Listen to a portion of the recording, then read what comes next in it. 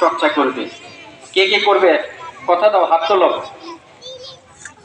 ঠিক আছে, তোমাদের স্যারেরা কিন্তু সাক্ষী, ক্লাসের স্যারেরা একটু একটু করে তোমাদের ইংরেজি চর্চা করাবেন।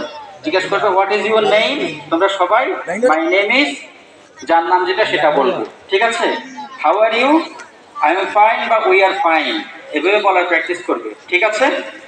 আচ্ছা, তৃতীয় আরেকটি বিষয়, তোমরা এখনো ছোট, যখন হাই স্কুলে যাবে সাথে সাথে কম্পিউটার শেখার চেষ্টা করবে। প্রত্যেকটা হাই স্কুলে কম্পিউটার ল্যাব আছে, প্রাইমারি স্কুল সবগুলোতে কম্পিউটারের ল্যাব নেই। তাহলে যদি কম্পিউটার না শিখি আমরা ভবিষ্যতে কিন্তু উন্নতি করতে পারবো না।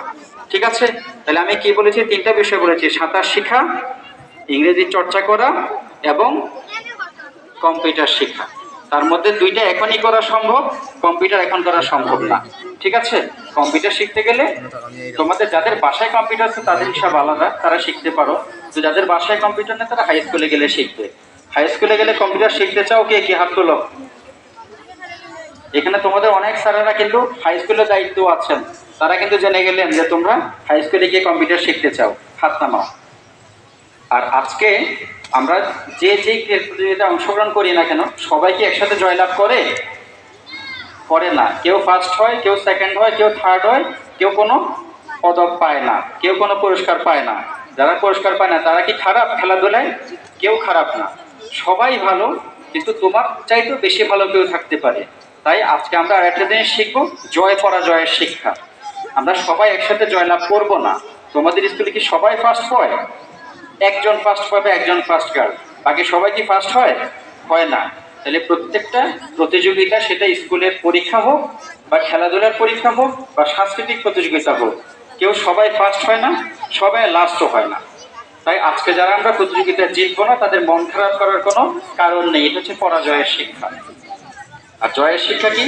আজকে আমি জেলা পর্যায়ে জয়লাভ করলাম, এখান থেকে আমাকে আরো এগিয়ে যেতে হবে, আমি যাতে বিভাগীয় পর্যায়ে জয়লাভ করতে পারি, সেটা হচ্ছে জয়ের শিক্ষা। তাহলে আমি জয়ের শিক্ষাও নিব, পরাজয়ের শিক্ষাও নিব। জয়ের আর একটা শিক্ষা আছে, তোমার যে বন্ধু পরাজিত হলো তাকে মনে কষ্ট দেওয়া যাবে না, তাকে কোন রকম কোনো কটু কথা বলা যাবে না, যে আমি প্রথম হয়েছি তুমি ফেল করেছো, এরকম কোনো কথা কাউকে বলা যাবে না। তোমরা বলবা কি না? না, এটাই হচ্ছে জয়ের শিক্ষা। তাহলে যে জয়ী হয় তার দায়িত্ব বেশি, যে পরাজিত হয় তার দায়িত্ব কম। কারণ জয়ী ব্যক্তি সে সরকার থেকে, আমাদের অফিস থেকে পুরস্কার পায়, সে সবার এপ্রিসিয়েশন পায়, বাহাবা পায়। কিন্তু যে পরাজিত হয় তাকে তো কেউ বাহাবা দেয় না। তাই জয়ী যে হয় তার দায়িত্ব হচ্ছে পরাজিত বন্ধুর সাথে কাঁধে কাঁধ মিলিয়ে তাকে সান্ত্বনা দেওয়া, যে এবার তুমি জয়লাভ করতে পারোনি, আগামীবার তুমি ইনশাল্লাহ জয়লাভ করবে। এই প্রতিযোগিতায় তুমি জয়লাভ করতে পারোনি, আরেকটা প্রতিযোগিতায় তুমি জয়লাভ করবে। তাহলে এটা কার শিক্ষা? জয়ী ব্যক্তির শিক্ষা। আর পরাজিত ব্যক্তির শিক্ষা কি? আমি পরবর্তী প্রতিযোগিতায় আরো ভালো করব, এটাই হচ্ছে শিক্ষা। তো তোমাদের সকলের প্রতি দোয়া থাকলো, শুভকামনা থাকলো।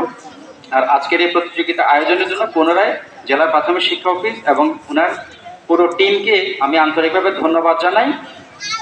ধন্যবাদ জানিয়ে আজকের এই জেলা পর্যায়ের প্রতিযোগিতা আমি এখানেই শুভ উদ্বোধন ঘোষণা করছি। ধন্যবাদ সবাইকে, আসসালামু আলাইকুম।